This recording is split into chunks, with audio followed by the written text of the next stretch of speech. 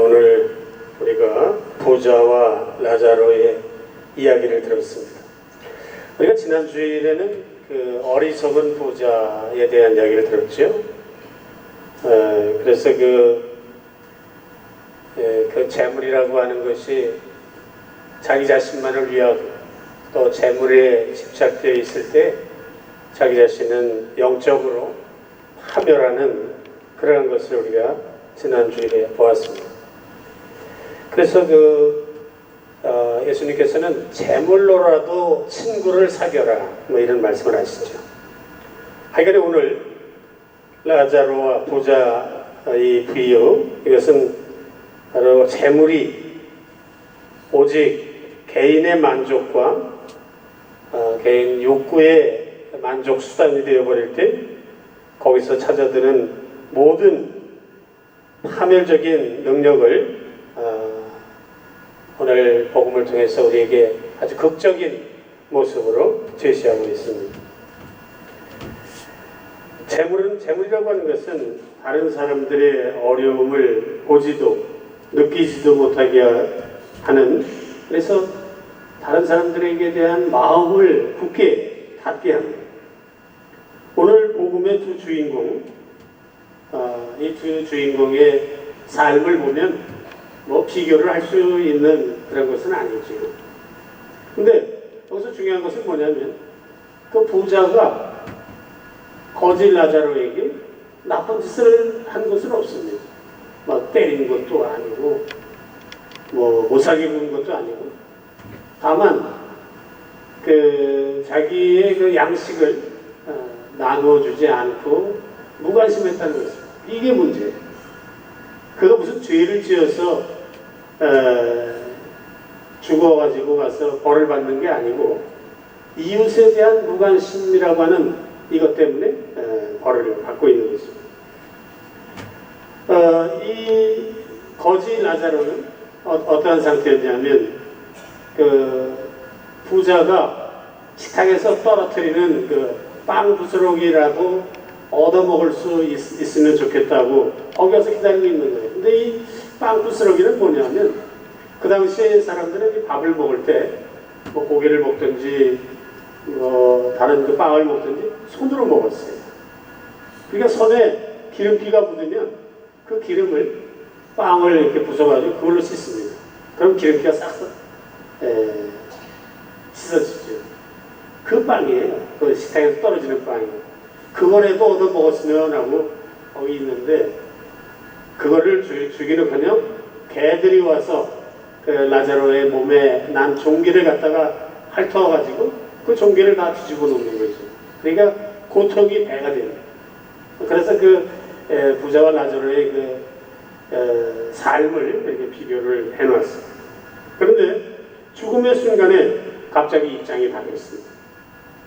라자로는 행복을 뜻하는 아브라함 품에 안겨 있지만, 그래서 배고프지 않은 식탁에 자리 잡게 되었다는 것을 아브라함 품에 안긴 라자로로 표현을 했습니다.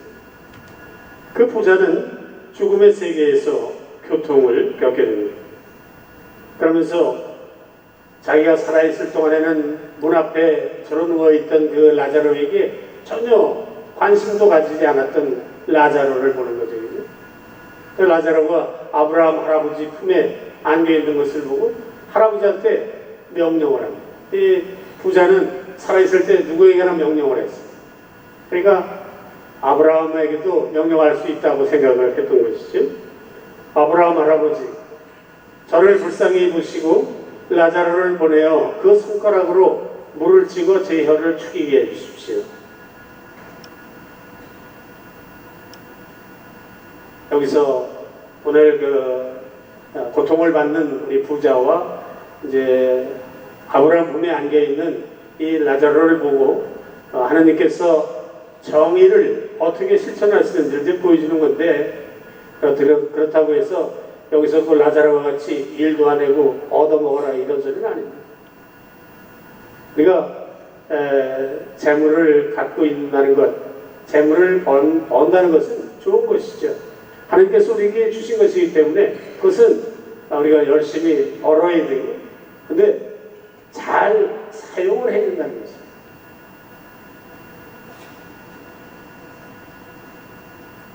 아브라함이 부자에게 이런 이야기를 합니다. 얘야, 너는 살아있는 동안에 온갖 복을 다 누렸지만 라자로는 불행이란 불행을 다 겪지 않았느냐. 그래서 지금 그는 여기에서 위안을 받고 너는 거기에서 고통을 받는 것이다. 모두가 세상의 사물에 대한 집착을 버리고 형제적 사랑과 재화를 정말 함께 나눌 수 있는 그런 마음이 되어야 한다는 것을 이야기합니다. 그래서 부자는 여기서 이제 정말 자기가 잘못 살았다는 것을 생각해요. 그 고통을 당하면서. 그래서 자기 형제들이 5이 있는데 그 라자로를 보내서 그들에게 경고를 해가지고 그들만이라도 이 고통스러운 곳으로 오지 않고 정말 잘 살 수 있도록 해주시면 좋겠다는 청을 합니다. 그 형제들이 그 라자로가 다시 살아나서 가서 경고를 하면 생활을 바꾸고 그래서 고통스러운 곳에 떨어지지 않을 것이라고 확신하는 거죠. 그러나 아브라함은 뭐라고 그래요? 그들에게는 모세와 예언자들이 있다 이렇게. 근데 이 모세와 예언자들이라는 말은 성경입니다. 하나님의 말씀. 그들이 하나님의 말씀을 들으면 될 것이다 하는 것이죠. 사실 형제적 사랑이나 재화를 서로 나눌 수 있도록 변화되는 데는 어떤 거창한 것이 필요한 것이 아닙니다. 그저 단순히 모세와 예언자들의 말에 귀를 기울이는 것입니다. 오늘날 우리에게는 뭐가 있어요? 그리스도의 말씀이 있습니다. 복음이 있습니다. 구약성경도 있고 신약성경도 있습니다. 그 말씀에 귀를 기울이는 것입니다. 하나님의 말씀을 듣지 않는 사람은 저승에서 다른 사람이 살아 돌아온다고 하더라도 믿지 않기 때문입니다. 마르타와 마리아의 오빠인 라자로가 여러분들 죽은 지 사흘 만에 무덤에 묻힌 지 사흘 만에 예수님께서 살려내셨어요. 그러나 유대인들은 마음을 굳게 닫고 있었기 때문에 그리스도와 함께 죽이려고 하는 것입니다. 왜냐하면 라자로가 죽음에서 다시 살아났기 때문에 모두가 예수님을 따라갈 것이다 라고 생각을 해서 예수님을 죽일 때 라자로도 같이 죽여버려야 되겠다 이렇게 생각을 하는 게 인간이에요. 죽은 사람이 다시 살아났으니까 정말 내가 예수님의 말씀을 잘 들어야 되겠다는 것이 아니라 예수님을 치워버릴 때 라자로까지 다시 치워버리자. 그런 것이 인간이었어요. 자기가 가지고 있는 그 편견을 버리고 새로운 눈으로 사물을 바라보고 또 이웃을 바라볼 수 있어야 합니다. 그것은 바로 그 가르침은 모두가 성경 안에 있다는 것입니다. 그래서 우리가 신앙생활을 하면서 성경을 자주 읽어야 하고 묵상을 해야 하고 그리고 또 삶으로 실천하려고 노력해야 합니다. 이 부자는 어떻게 그 가난한 라자로의 외침에 자기 마음의 문을 닫았을까 하는 것입니다. 그것은 먹을 것을 굶주린에게 나눠주고 떠들며 고생하는 사람을 집에 맞아들이고 헐벗은 사람을 입혀주며 제 고륙을 모른 채 하지 말라라고 하는 성경 말씀 이사야서입니다. 이것을 마음의 문을 닫고 듣지 않았기 때문입니다. 그렇게 하나님의 말씀에 마음을 닫은 것은 재물을 소유하고 모든 것을 다 소유했다고 생각하는 것 때문입니다. 그러니까 재물을 소유했기 때문에 모든 것이 다 이루어졌다고 착각하는 것 때문에 그렇게 됩니다. 즉 그가 소유한 모든 재물과 자신을 동일시했어요. 그래서 그 사물들 속에 자신을 상실해버려서 자신을 잊어버려서 더 이상 하나의 인격체이기를 포기했기 때문입니다.